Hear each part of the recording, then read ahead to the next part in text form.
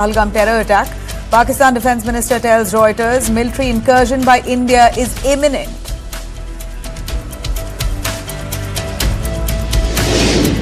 BJP slams the Congress leaders, accuses Siddaramaiah of echoing Pakistan on Pahalgam attack remarks.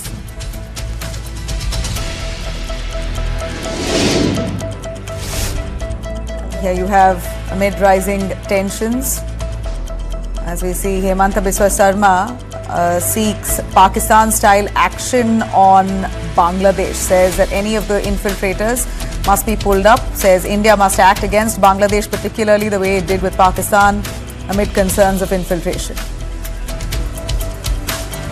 Special NIA court sends 2611 plotter Tahavur Rana to 12 days remand. India to aggressively pursue this case in the face of the Pahalgam terror strike.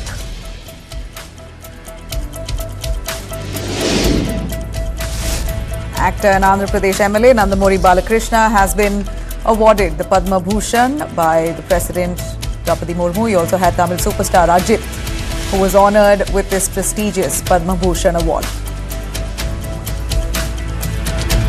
Putin announces Ukraine ceasefire. Russian president makes surprise 3-day ceasefire, announces it in Ukraine between May 8th and 10th. He says ceasefire will be established. Massive power outage hits Spain, Portugal, parts of France. Train and flight services disrupted. Chaos on the streets.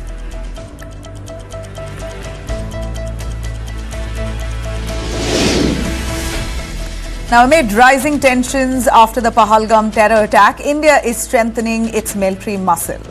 India has signed a $7.4 billion deal, that's nearly 63,000 crore deal with France, to buy 26 Rafale marine fighter jets for the Navy. Now, these are no ordinary jets. The Rafales come armed with Meteor missiles designed to hit enemy jets beyond visual range. In fact, they're built for precision strikes and stealth flying, carrier operations, giving India a serious edge at sea and in air. The Indian Air Force already flies 36 Rafales. Now the Navy will add 22 single-seaters and 4 twin-seaters to its fleet. Deliveries are set to be complete by 2030. Training for our crews has already begun, both in India and in France. The Rafale deal once again now sparks, of course, important questions about whether Rafale could be a game changer for Indian air power. Is Rafale a real war winner if at all we face another Balakot-style conflict? Now, because the race is heating up here, we've got to compare ourselves with a country like China that's already now deploying 6th-generation fighters and warships across the Indian Ocean. The United States is building AI-powered drone swarms. Russia is upgrading its Sukhoi fleet. France is working on the future combat air systems. India, of course, at this point, seeing very steadily moving towards securing its platform. Now, with the Rafale's entry, it only emboldens the army. India is also at this point investing in homegrown projects like Tejas, Mk2 and AMCA. India's commitment to strengthening its skies and seas has never been clearer before. The spirit of India's forces now, how it turns challenges into victories, is certainly loud and clear.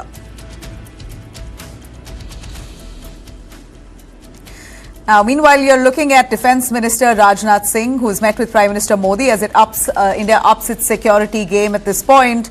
Prime Minister Modi has been briefed by the Defence Minister himself about the ongoing security operation in Jammu and Kashmir, specifically right after the Pahalgam attack. The closed-door meeting lasted for about 40 minutes, focused on security operations underway across that region. Of course, Rajnath Singh also met with the Chief of General Staff, CDS General Anil Chauhan, to discuss key decisions taken up by the military to counter Pakistan.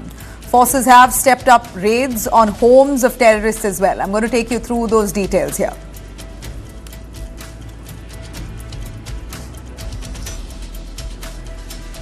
Now, in Kashmir, security forces have demolished 3 more houses. We hear there's a huge crackdown that's being carried out by forces. linked to active terrorists as part of an intensified crackdown following the Pahalgam terror attack that killed 26 people. Authorities say latest demolitions took place overnight on Saturday in South Kashmir and Bandipora. It's been continuing. The last 48 hours has been intense along that region. So far, 9 houses we hear have been razed since Friday to now. 7 in South Kashmir and 1 each in Bandipora and Kupwara. Unlike other parts of India where bulldozers are used, security forces in Kashmir using dynamite and plastic explosives to destroy terror-linked houses. Now, among the latest targets, the homes of Adnan Shafi in Shopian, Amir Nazir in Pulwama and Lashkar-e-Taiba operative Jamil Ahmad Shergojri in Bandipora were set ablast. Meanwhile, hundreds of suspected overground workers were also gathered up. Nearly 200 of them were questioned in South Kashmir. Many of them are said to be locals. Now, these are suspects. They're being questioned about their role, if they knew any of those terrorists or in any way knew about the operation, had any links to the deadly attack. All that is now being collected and gathered by the security forces. Police say 2 hardcore overground workers, Tahir Ahmed Kumar and Shabir Ahmed Ganai, have been booked under stringent Public Safety Act for facilitating terror activities. Remember, you have at the same time security forces also questioning a lot of the witnesses. Witnesses are asked several questions as to when you got to the Pahalgam meadows, who did you see, what language were the terrorists speaking, what did you hear, did you see anything else as suspicious. All those questions now being asked of also the witnesses and the victims' families who were part of this deadly massacre, who witnessed this deadly massacre, who lost their loved ones. They too now face NIA questioning. Now, of course, Pakistan has been in denial mode. They've been constantly saying that this is India's internal job. We have no hand to play in it. Pakistan, in fact, sources tell us Nawaz Sharif has cautioned his brother to not mess with India. While in public, Pakistan refutes any of these of this blame here. Here we hear sources tell us that Nawaz has asked his brother and Prime Minister Shehbaz Sharif to utilize all available diplomatic resources to restore peace with India. Nawaz gave the advice when Prime Minister Shehbaz Sharif briefed the PMLN President Nawaz Sharif on the decisions taken by the National Security Committee. In the wake of this meeting, this was what was exchanged. We hear Pakistan at this point is rattled with India pulling the plug on the Indus Water Treaty. And considering this is going to be hugely detrimental for Pakistan, we hear Pakistan is recalibrating and to see if they can use diplomatic means to call for peace. Now, of course, you have many within Pakistan who are now out there defending the country. Shahid Afridi, who's been one of them, repeatedly denying any role of Pakistan in Pahalgam attack. The former Pakistan cricket captain, Shahid Afridi, now has made controversial remarks blaming India for the attack instead. He says it is an India inside job. Speaking to Pakistani media, Afridi has accused India of killing its own people, shifting the blame onto Pakistan, saying even if a cracker bursts, Pakistan is blamed. Here's what he said. आप एक घंटे तक दहशतगर्द वहां दहशतगर्दी करते रहे, ठीक है, वहां तक 8 लाख फौज में से कोई नहीं आया और जब आए तो 10 मिनट के ऊपर पाकिस्तान पे इल्जाम लगा दिया. तो आई मीन कि खुद ही ब्लंडर्स मारते रहते हैं, खुद ही लोगों को मरवा देते हैं, फिर उनकी वीडियोस दिखाते हैं कि नहीं वो तो जिंदा. Now, Afridi has also mocked the Indian army, questioning how 8 lakh soldiers in Kashmir failed to stop the attack, calling them useless. नाका पड़ जाता है वहां पे Pakistan.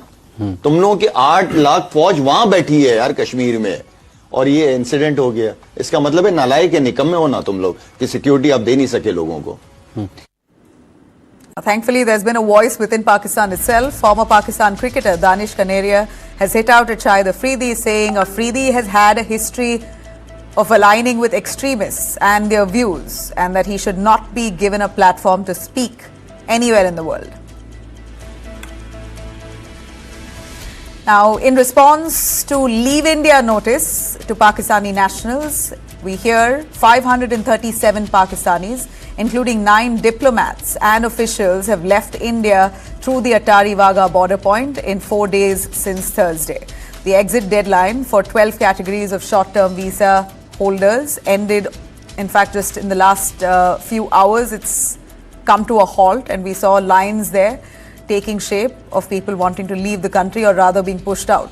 A total of 850 Indians, including 14 diplomats and officials, have returned from Pakistan through the international border crossing that's located in Punjab. The last 4 days, we are seeing serpentine lines of people exiting. The deadline for exiting India for those holding SAARC visas was April 26th. For those carrying medical visas, the deadline is April 29th. Set by the government will be arrested, prosecuted, and may face jail term of up to 3 years or a fine of maximum 3 lakhs or both. This is in accordance with the Immigration and Foreigners Act of 2025, the Foreigners Bill that was very recently implemented. This is in line with that. Meanwhile, Pakistani female married to ex-militants and returned to Jammu and Kashmir in 2010 under rehabilitation policy don't want to go back to Pakistan. They say that they want to live in India, die in India. Story of 2 such females from Bandipora also in the spotlight. हम ये जो उमर अब्दुल्ला ने policy बनाई थी 2013 में कि आप जो एक्स मिलिट्री ने वहां से वापस आओ, उसी वापस आ सकते हैं। हम नेपाल के जरिए वीजे पे आए वापस यहाँ पे, हमें बाकायदा लाया गया, हम खुद से नहीं आए। ये हुकूमत की पॉलिसी से हम यहाँ आए, वरना हम वहां से यहाँ कैसे आ सकते, कैसे इंडिया में दाखिल हो सकते? जब तक हुकूमत ने हमें इजाजत नहीं दी तो हम यहाँ कैसे आ सकते हैं? ये सोचने वाली बात, आप खुद भी सोचो। हमें यहाँ लाया गया, अब हमें 10 से 12 साल हो गए, बच्चे पढ़ रहे हैं, जवान हो गए बच्चे। अब हमें रात गए, हमें नोटिस दिया कि आप मुल्क छोड़ो। हम कहाँ जाएंगे मुल्क छोड़ के? और ऊपर से बोल रहे हैं जो बच्चा यहाँ पैदाइश होगी उसको यहीं पे छोड़ना है। मैं अपनी बेटी को कहाँ छोड़ूंगी? नोटिस आई है वापस जाना, मैं कहाँ जाऊंगी? मुझे छोटे बच्चे ना भी ये पढ़ते लिखते नहीं, इनकी किताबें, इनकी कॉपी, इनकी कलम कहाँ से लाऊंगी? मुझे छोटे बच्चे, प्लीज मुझे माफ कर दो, हाथ जोड़ती है। मुझे छोटे बच्चे, मैं क्या करूंगी?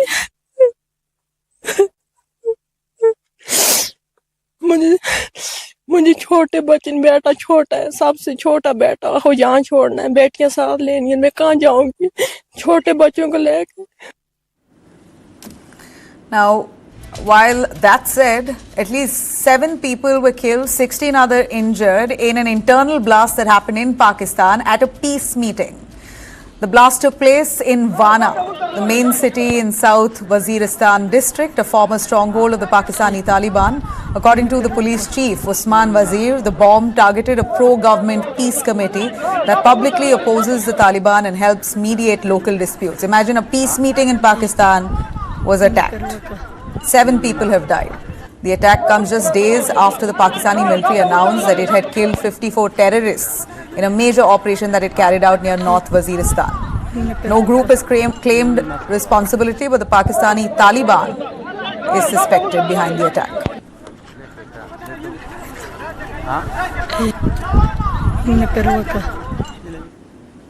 Now, coming down to extensively what's happening in India, let's take you through the special session, assembly session that happened in Jammu and Kashmir today, days after the Pahalgam terror strike. Omar Abdullah, the chief minister, had made a powerful speech in the special assembly where he apologized to the relatives of the victims of Pahalgam, also sent out a message of condemnation of this massacre, and said that it's shameful for him to speak about statehood at this point of time. He says, hopefully this is the beginning of the end of terror and there should be harsh and strict action that should be taken against Pakistan.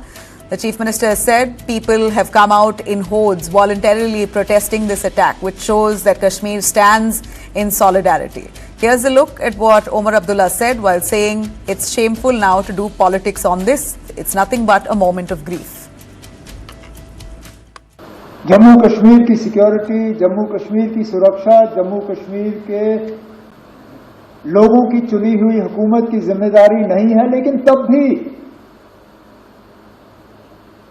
यहां के वजीर आला की हैसियत से, यहां की tourism के मिनिस्टर की हैसियत से मैंने इन लोगों को दावत दी थी यहां आने की, मेजबान होते हुए मेरी जिम्मेदारी थी कि सही सलामत मैं इन्हें यहां से वापस भेजूं,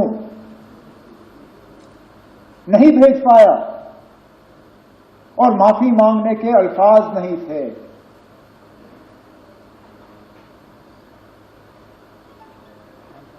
क्या कहता हूं उनको? Now, in a rare show of bonhomie, the BJP also was seen praising Omar Abdullah's response. Leader of opposition Sunil Sharma has condemned the terror attack and praised the Chief Minister for calling an all-party meeting, and also the Assembly Speaker Abdul Rahim for calling a special session and condemning this attack, and of course showing how concerned the government is today. देखिए, agenda तो स्पष्ट कर दिया गया है कि obituary references आएंगे जिसमें उन 26 लोगों के प्रति संवेदना प्रकट की जाएगी, दुख प्रकट किया जाएगा जो यहाँ पे सैलानी के रूप में आए थे, जो जीवन का एक बेहतरीन पल बिताने के लिए 22 रन की वैली में आए थे और जिनकी यहाँ से लाशें गई हैं। कहीं न कहीं ये बहुत ही दुखद है। इससे पूरा हिंदुस्तान की जनता जगजोर करके रख दिया इसने। वो सरकार ने क्या रखा होगा वो अभी पता चल जाएगा, हमारी नॉलेज में तो अभी नहीं है, लेकिन ऑल पार्टी मीटिंग में जिस प्रकार से सीएम साहब ने रेजोल्यूशन लाया उसका भी हम स्वागत करते हैं। अगर यहाँ पे भी उस प्रकार का रेजोल्यूशन लाए हमें बहुत खुशी होगी। Now, expect politics to play out. As always, the Congress top leadership calls for unity in the wake of escalating tensions. While the Congress by and large has a unanimous voice that's echoing, asking for peace and to stay united, Karnataka Chief Minister Siddaramaia's statement, though, hasn't boded well. He did appeal for peace, urging people to choose dialogue over war. This is what Siddaramaiah said that's kind of backfired. He says, we should not be going into war, and that the BJP is now fired at. ಬೇಡ ಅಂತದ್ದು ಯುದ್ಧ ಅನಿವಾರ್ಯವಾದರೂ ಮಾಡಬೇಕು. ಅವ್ರಿಗೂ ಬುದ್ಧಿ ಇಲ್ಲ. ಅನಿವಾರ್ಯ ಆದ್ರೆ ಮಾತ್ರ ಮಾಡಬೇಕು. ಯುದ್ಧ ಅನಿವಾರ್ಯ ಆದ್ರೆ ಮಾಡಬೇಕಾಗ್ತದೆ. ಆಯ್ತಾ? ನಾನು ಯುದ್ಧ ಬೇಡಿಕೆ ಬೇಡ ಅಂತ ಹೇಳಲಿಲ್ಲ. ನಾವು ಪಾಕಿಸ್ತಾನದವ್ರ ಜೊತೆ ಯುದ್ಧನೇ ಮಾಡೋದೇ ಬೇಡ ಅಂತ ಹೇಳಲಿಲ್ಲ. ಏನು ಹೇಳಿದೆ ಅಂತಂದ್ರೆ ಯುದ್ಧ ಪರಿಹಾರ ಅಲ್ಲ, ಈಗ ಭದ್ರತೆ ಕೊಡಬೇಕಾಗಿತ್ತಲ್ವ ಅವ್ರಿಗೆ ಅಲ್ಲಿಗೆ.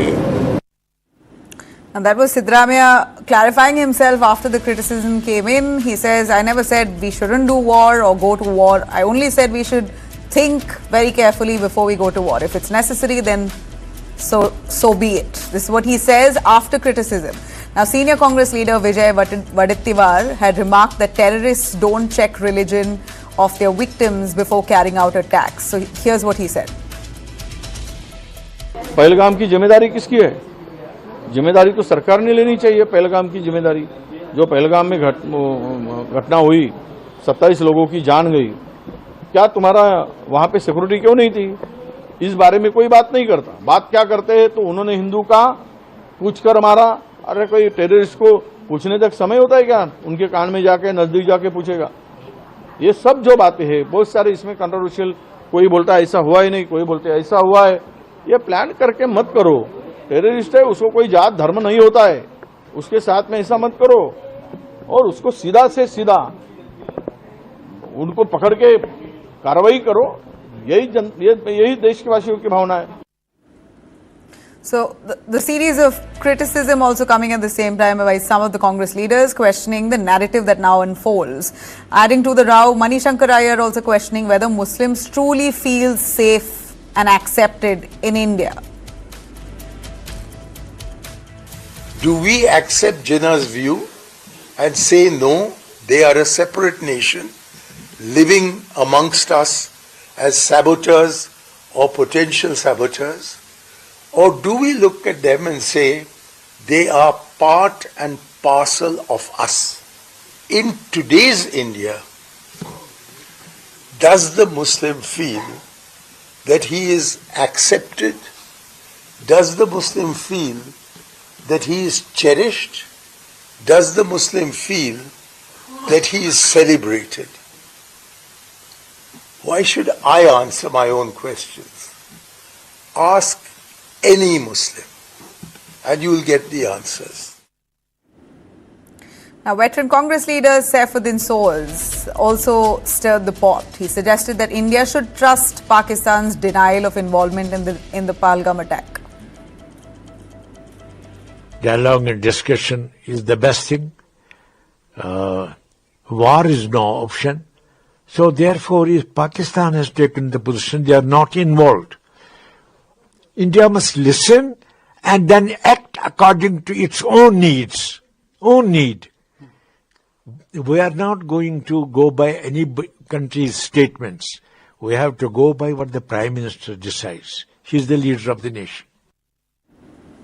Now, series of these statements have triggered the BJP, which has accused the Congress of trying to play politics at the cost of national security. Pakistan ने पिछले 35 सालों में जम्मू कश्मीर को लहूलुहान किया है। पाकिस्तान को बुरे अंजाम से गुजरना पड़ेगा तो इसके लिए फिर पाकिस्तान दोषी है, फिर इसमें हिंदुस्तान का कोई कसूर नहीं है। भारत ने तो हमेशा शांति की, अमन की, खुशहाली की पहल की, लेकिन पाकिस्तान को शायद ये अमन, शांति और खुशहाली की भाषा समझ नहीं आती। All right. Well, Mallikarjun Kharge, though, the Congress president, has asked its party members to come together unanimously in solidarity without playing politics at this point. In fact, a party advisory also went out, or rather a statement saying individual leaders speaking does not in fact equate to the party stand. The party is in solidarity and will support the government in case of any action it wants to take on Pakistan. No partisan politics. The Congress High Command has made that clear. In fact, Shashi Tharoor went on to even defend the government, saying no country has foolproof intelligence. Of course, the Congress at this point battling a very delicate situation now on nationalism, terrorism and criticism at the same time. While all this said, Jammu and Kashmir seems to have had a huge drop in tourists. This is the summer season, really the most glorious season for them, the most glorious time of the year for them to really earn through tourism, and that seems to have been devastated. Kashmir Hotels Association representatives said 80% of tourist bookings in Kashmir have now been cancelled following the deadly Pahalgam terror attack. In fact, the chairman of KHA, Mushtaq Chaya, has said cancellations are understandable and natural given the tragic events that have occurred. In fact, Jammu and Kashmir tourism has taken a major blow following this attack. Hotels and associations there say about 35 to 37% of bookings, particularly of all the rides around there, has been cut short. So 80% hotel bookings have been cut. 35-40% of other actual places of visit like the gondola rides, etc., have been called off. He says the number of pilgrims also to come to yatras there has dropped sharply from 45,000 to just 20 to 22,000 is what they claim. He appeals, the associations there are appealing to people to carry on with their yatra and come to Jammu and Kashmir, claiming it to be safe and undisturbed at this point, urging people to change their perception about the safety here. देखें, मैं आपको बताऊं कि Pahalgam incident का एक बहुत बड़ा असर जो है वो पूरी बुकिंग्स पे हुआ है। बुकिंग्स कंटिन्यूटी में कैंसिल हो रही हैं। इस वक्त का जो हमारा के जो एक आकलन है उसके हिसाब से लगभग 35 से 37% के करीब अभी तक जो है बुकिंग जो है वो कैंसिल हुई हैं। इसका इम्पैक्ट तो जैसे मैंने बताया कि बहुत जबरदस्त है और एज ऑन टुडे यात्रा हो, टूरिस्ट हो, बुकिंग्स हो, काफी फर्क पड़ा है। मगर मैं आपके माध्यम से ये भी बताना चाहता हूं कि ये बड़े तेजी से अब लोगों में अवेयरनेस आ रही है और मुझे लगता है कि विद इन फ्यू डेज या हम कह सकते हैं कि 20-25 दिन में हालात फिर दोबारा वैसे ही नॉर्मल हो जाएंगे और कश्मीर में भी टूरिस्ट जाना शुरू हो जाएंगे, ऐसी हमारी उम्मीद है। Now, getting you news from Tamil Nadu, we see a huge rejig that's happening within the cabinet, of course, right in time for the assembly elections. Tamil Nadu Chief Minister M.K. Stalin racing to clean his house, dropping 2 ministers from his cabinet to project a controversy-free DMK ahead of the 26th Assembly polls. In fact, one of his ministers, Senthil Balaji, was given two options by the Supreme Court. Either you choose freedom or you choose your ministry. Supreme Court gave the jailed minister Senthil Balaji a blunt choice: resign or risk losing bail in a cash for jobs money laundering case. Balaji was arrested by the Enforcement Directorate in June 2023. Despite serious charges, he was bizarrely reinstated into the cabinet soon after he secured bail, a move which the Supreme Court has also sharply criticized. Today, Senthil Balaji's last-minute resignation works in his favor, of course. The Supreme Court dropped proceedings to cancel his bail. A major relief for him, of course, but a huge embarrassment for the DMK.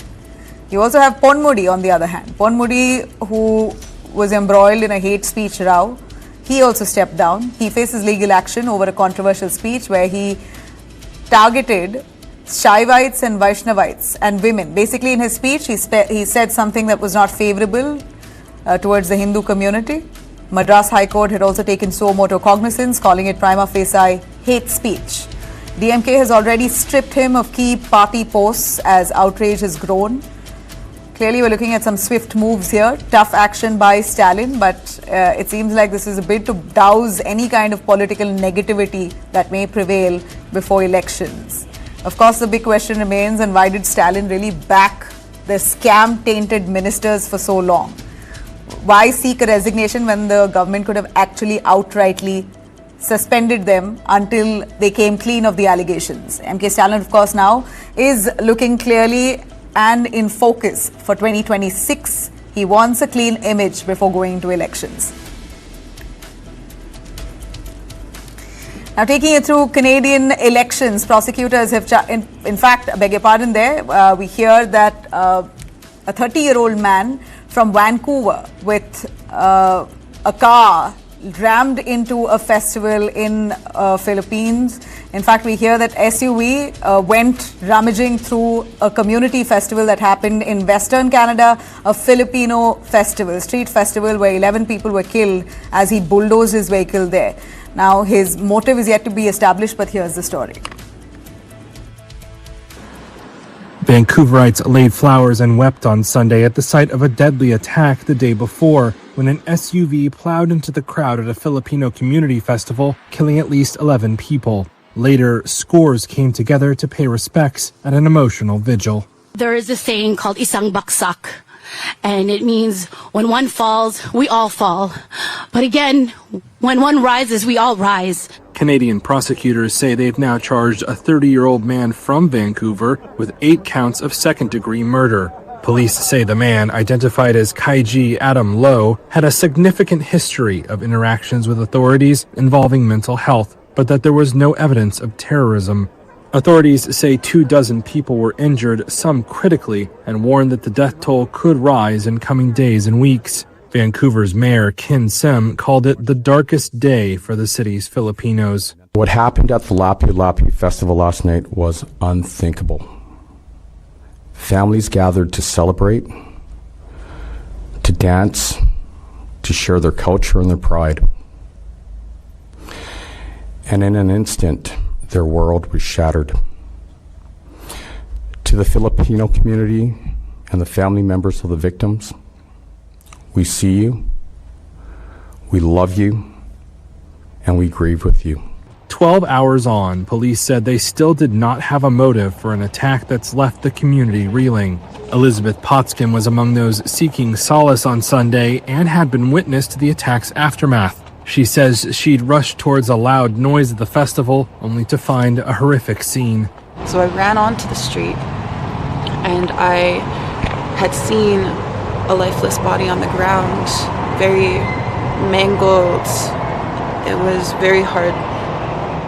It was also very shocking to see. It's etched in my brain forever. For Potskin, the tragedy is deeply personal, as she says her children are half Filipino, but she also finds comfort in community. We have resilience, we have heart, and we have compassion for one another. And I think that's what's really important right now, especially as community is together. Everyone is coming together at the vigil and showing their love, their support, and their respect for such a horrific incident that followed after such an amazing event. Let me now take you through news of a power outage that's reported in Spain and Portugal. Massive power outage today has crippled Spain, Portugal, parts of southern France and Andorra, shutting down metros, plunging cities into darkness and leaving millions scrambling for cash as card payments went offline. In fact, the reason for this blackout across these neighboring countries here is a failure in high voltage grid interconnection between Spain and France is what we hear. Now, grid interconnections are physical links, massive high voltage transmission lines that connect the electricity networks of different regions. They in fact allow countries to share electricity and balance power supply and even stabilize each other's grids during an emergency. If one country goes out, the other country is there to aid. For instance, if Portugal has surplus solar energy and Spain faces a sudden shortage, the interconnected grid lets them transfer power instantly. But the flip side, of course, when the grid that's deeply connected fails in one region, it's a ripple effect, literally falls like a line of dominoes. And that's what's happened here. Major disruption at Spain-France link that triggered a cascading effect, knocking out supply across vast regions. In fact, this isn't just unique to Europe. We know most developed parts of the world rely on interconnected grids. Europe, in fact, many of the countries of Europe are bound together by ENTSO-E, one of the world's largest electricity networks. US and Canada also share a similar major grid. In India, all 5 regional grids, north, south, east, west and northeast, are fully synchronized, and this happened in 2013 itself, creating one of the world's largest single synchronous national grids. India, in fact, doesn't just, of course, connect power internally, it also exports electricity to its neighbors like Nepal, Bhutan, Bangladesh. In fact, this is cross-border interconnection. Power networks are shared between these neighboring countries with India.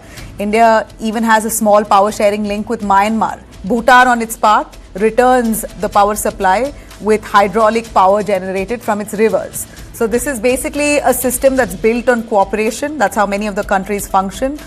Interconnecting power grids have many advantages. It's cheaper energy, it's improved reliability and faster adoption of renewables.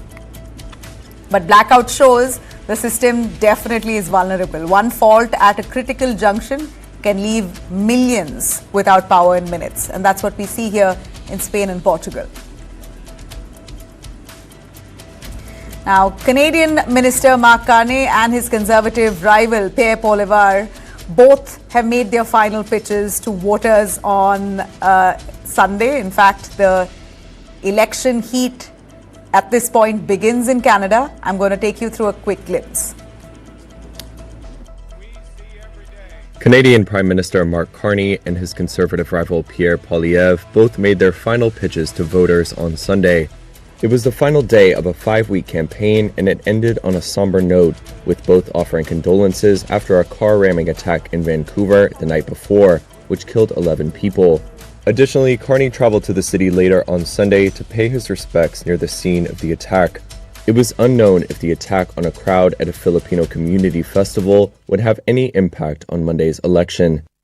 So I think Canada is going to be a very serious contender to be our 51st state. The campaign has largely centered on U.S. President Donald Trump's tariffs and threats to annex Canada.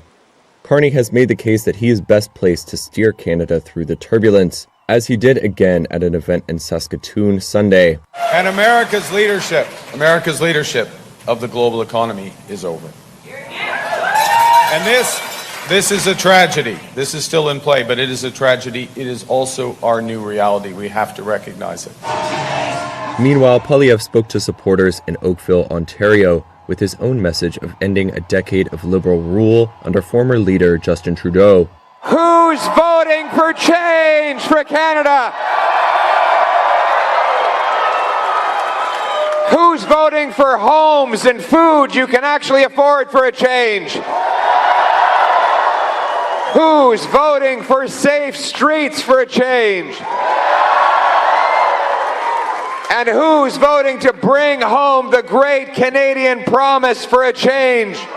Poilievre has promised to reduce spending on foreign aid and acts a federal sales tax on Canadian-made autos as long as the U.S. tariffs are in place. However, pollsters say the Liberal Party holds a narrow lead in popular support ahead of final voting after Trump slapped tariffs on Canada and repeatedly referred to the once close ally as the 51st U.S. state. Trump's comments enraged Canadians and reversed a lead of some 20 points for Poilievre, whom the Liberals have compared to Trump. However, Poilievre's promises of change and his pledges to curb living costs have resonated with young men, among others, leading to large crowds at rallies. A Nanos poll on Sunday said the gap between the two front-running parties was approximately 4 percentage points, slightly wider than it had been a day earlier. On that note, we're slipping into a short break, coming back straight into the big Rafale deal. How does it bolster India's firepower? We're going to take you through some expert opinions on the other side. Stay with us.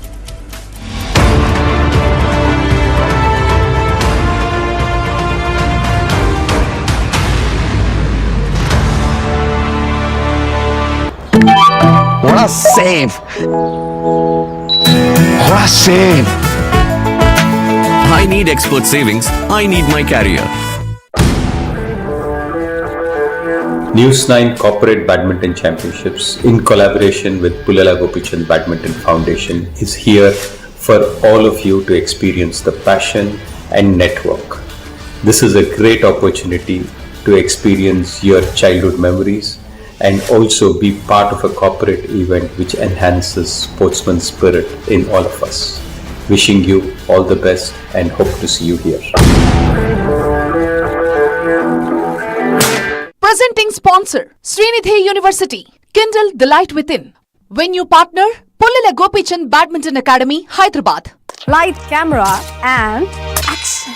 Kick back, relax, grab your favorite snack because News9 is here with your weekend dose of entertainment. It's time to take a deeper dive into the buzzworthy happenings of the entertainment world. From celebrity gossips to exclusive conversations, from nostalgic moments to News9's pick of the week, don't worry, we've got you covered here.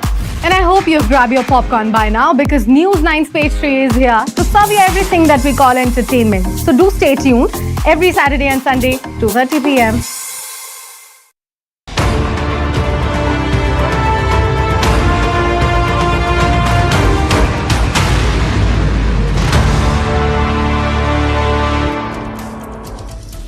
Welcome back. Well, let me take you straight to India's big deal. I did mention to you the $7.4 billion deal with France, 26 Rafale Marine jets, all set to be part of India's arsenal. Armed with Meteor missiles, stealth flying carrier takeoffs, Rafales bring some deadly precision to Indian skies and seas. Of course, there are several questions, and I will get my guests to give us a little more clarity on Rafale being a game changer. We know that Rafale's Meteor missiles are unmatched. It's got unmatched air combat capabilities, and Rafale really redefines its dominance in space. It's one of the best, and India now owns a bunch of them. It's going to come only in 2030. So, of course, we're going to look at whether this is going to add immensely to our arsenal. In case of a war, something that, if at all, we could face another strike like the Balakot air battle, will the Rafale really be ready to combat India? If we see that Rafale has the most precision strikes, it comes at a cost of 63,000 crores, and we hear this investment at this point has been justified as the best bid to protect India's borders. And this comes at a cost considering its superiority. This is surely a deal that is done to protect India. India not only is depending on its imports, we know that India at the same time, while signing a deal on Rafale, is also pushing hard on indigenous jets like Tejas Mk2, AMCA to bridge the gap, to see if there is any, of course at this point there are delays in Rafale, 2030 is when it's set to be coming. In the meanwhile, we see India relying on indigenous machinery. So Atmanirbhar mission is still very much on track. With every Tejas, every homegrown engine, we seem to be getting a little closer to that. And while that said, we also know countries like China, who's currently testing the 6th generation fighters. US is currently using their drone swarms. Russia has upgraded to Sukhois. And of course, India is now building smart and securing proven firepower and preparing for its next leap. But how soon and how fast? Let me take it through our panelists joining us to talk a little more. Air Marshal Dipendu Chaudhary, thanks very much, sir, for joining us. We also have former Commandant of National Defence with us. Air Marshal Dipendu, give us your take on this Rafale jets that have now been added to our arsenal. Another 5 years for it to actually physically be present. But what does this really speak of India's capabilities going forward? And does it really bridge the gap in that in the 5 years, how are we going to really align our machinery to show our strength? Thank you very much for having me on board for this show.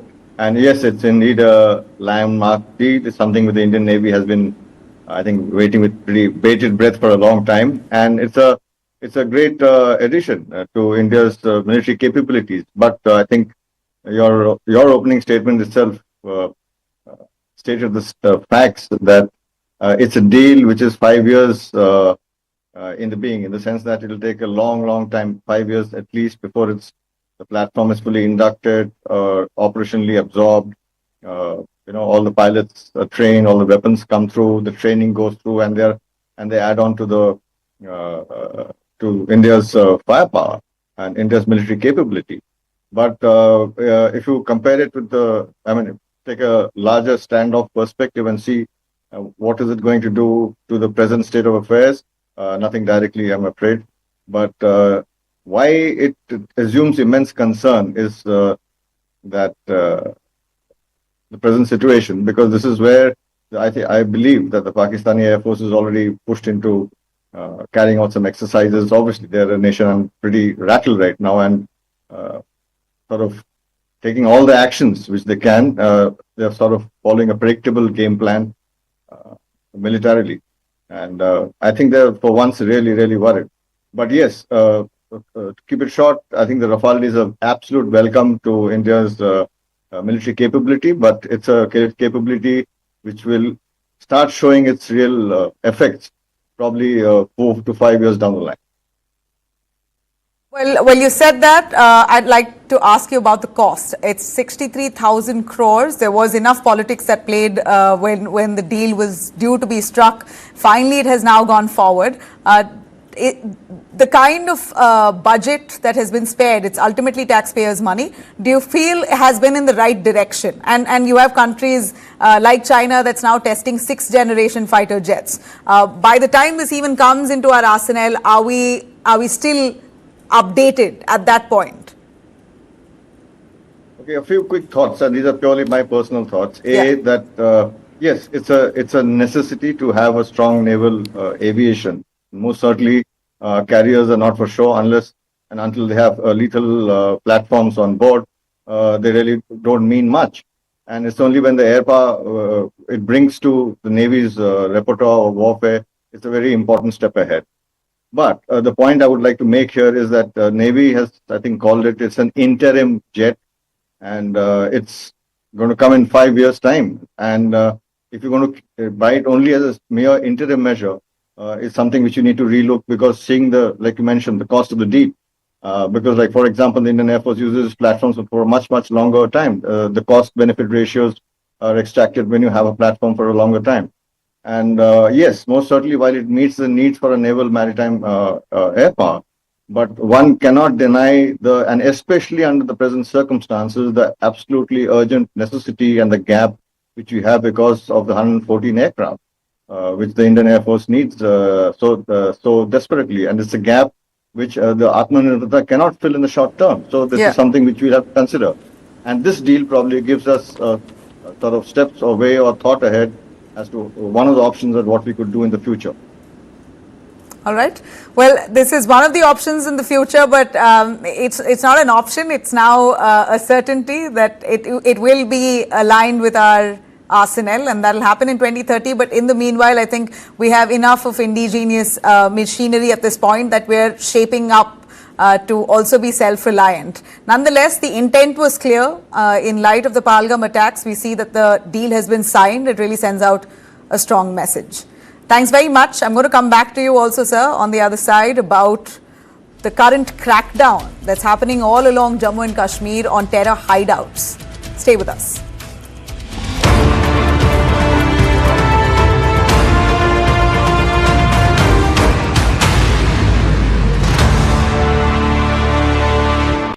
Smash your way to glory at the News9 Corporate Badminton Championship. Get ready for the ultimate badminton showdown. News9 presents the biggest corporate championship, a battle of skill, speed and supremacy. Cash prize of 6 lakh rupees across categories. Venue, Pulela Gopichand Badminton Academy, Hyderabad. Dates, May 9th to May 11th.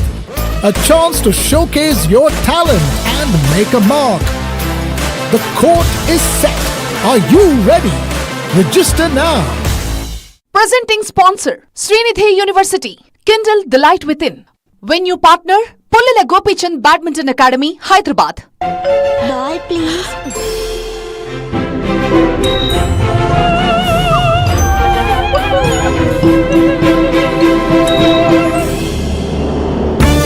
I am my dear cool. ये air conditioner नहीं, AI conditioner है.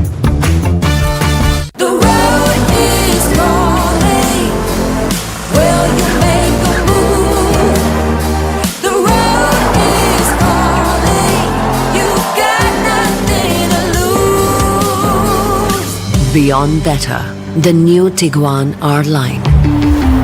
Volkswagen.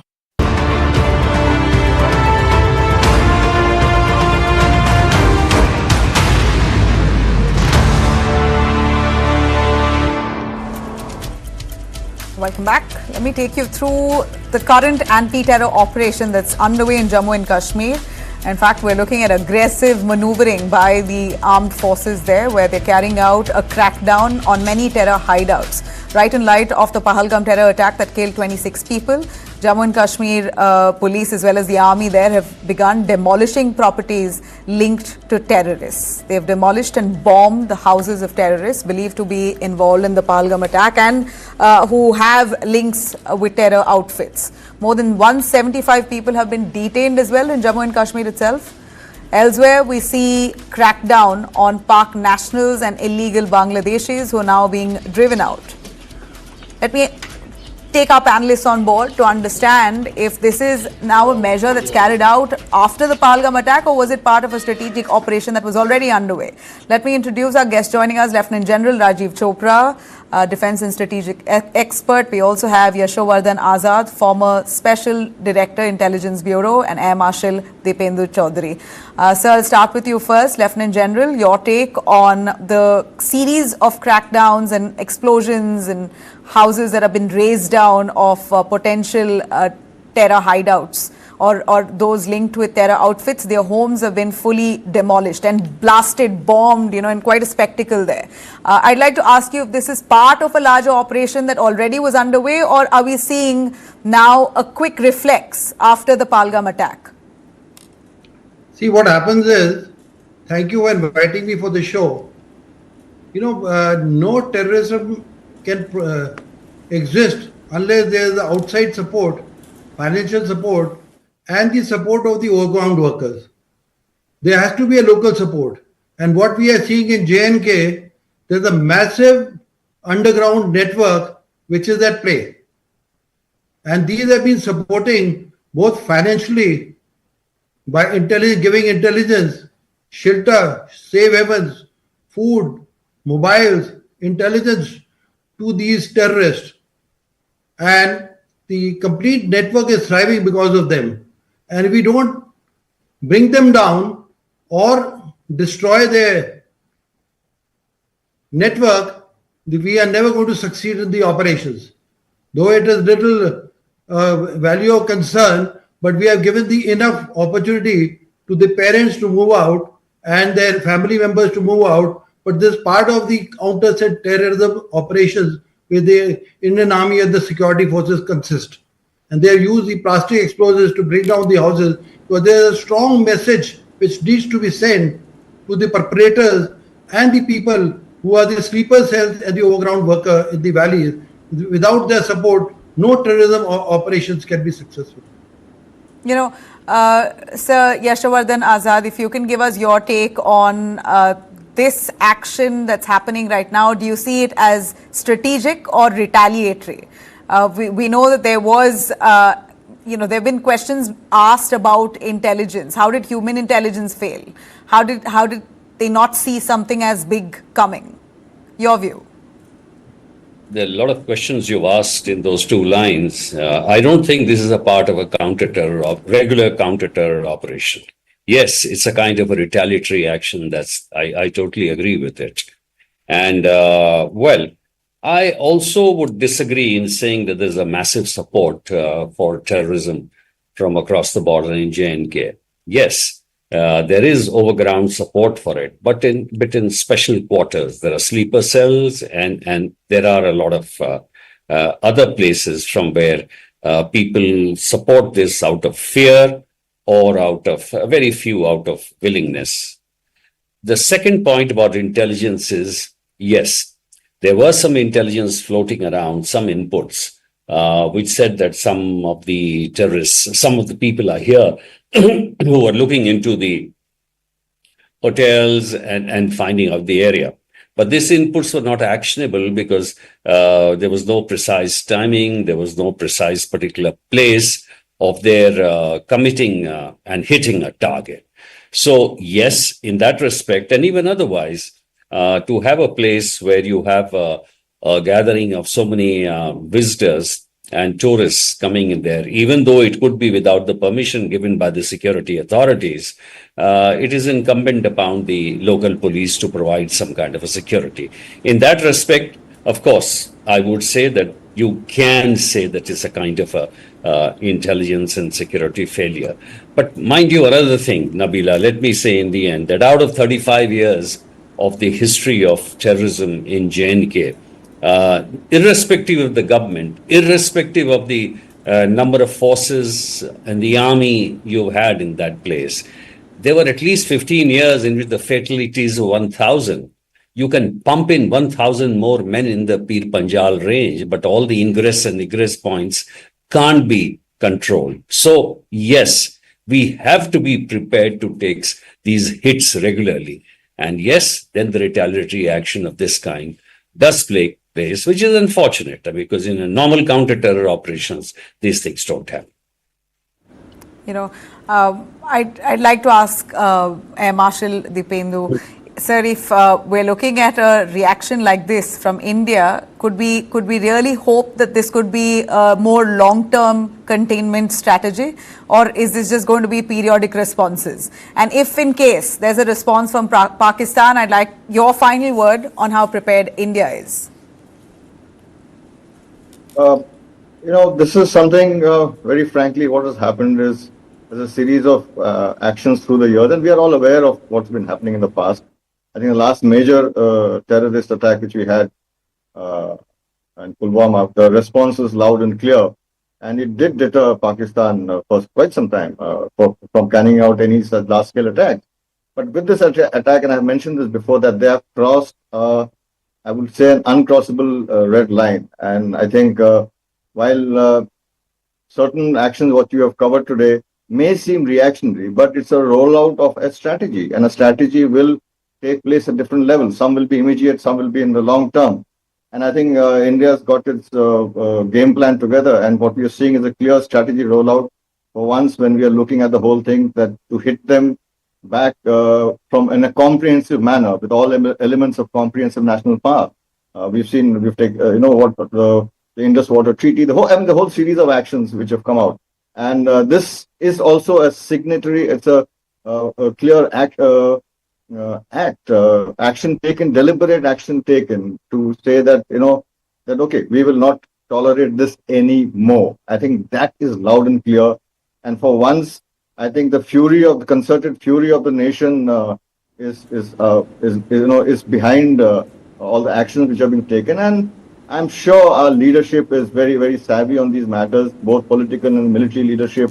They're very clear on what they're going to do, and they will play their actions in a cool, calm, collected manner, because vengeance is best tasted cold. Yeah. So I think that is an important thing which we need to bear in mind.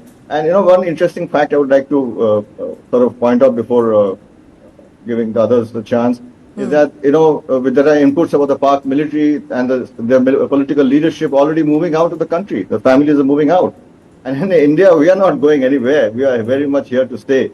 So I think this is the other side, which is the one which is really, really concerned. I think at this point. Yashovardhan Azad sir, your take on how do we, on a parting note, how do we cultivate human intelligence? Going forward, we can't bear another episode like this. What are the preps we can do starting now? Whether there is too much of reliance on the high-tech gadgetry which we have, in intelligence. There is too much of it. And I think the generals will agree with me that we need to get back to the basics. Ultimately, is the human. It's the support of the people. It's the information you get on ground. It's actually the people. And in that respect, Nabila, let me suggest that is the right time to get in a civilian government, give the statehood. You have elected them, and you'll get more voices from the ground. You'll get more and more people. I'm extremely happy that the entire Kashmiris came out in support. They condemned the massacre. Shops are closed in Pahalgam. Shops are closed in Srinagar. This is a time to sort of bring more and more and change the orientation of intelligence, which has become too reliant on technical gadgetry. So that will be one of the major changes I would suggest. Right. A final word, General Rajiv Chopra, or a message that you would like to give those at this point criticizing a lot of the failures that we do not want to get into at this point. Of course, there right now works to avenge what happened, but still the criticism on the failures are not blurred out. It's still very loud, and your response to them who'd say that you've got to secure borders 24/7